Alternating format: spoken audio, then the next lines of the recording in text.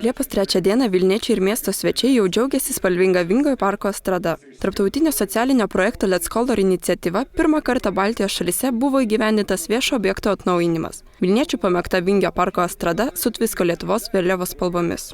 Šita vieta yra nepaprastai svarbi ir Vilniui, ir Lietuvai. Nes būtent čia nuo mažens aš patyriau tą tautos solidarumo jausmą, kai buvau ir mažas, ir čia pats dainavau tose dainų šventėse.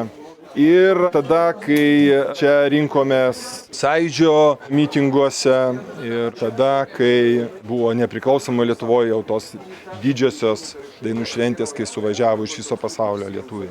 Šis projektas tai sėkmingas verslo ir vietos savivaldos partnerystės pavyzdys bei puikiai dovana miesto bendruomeniai.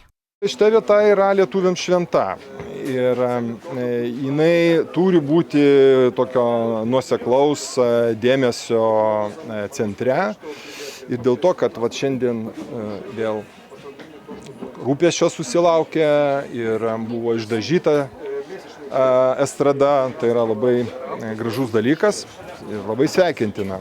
Tai aš labai džiaugiuosi tuo.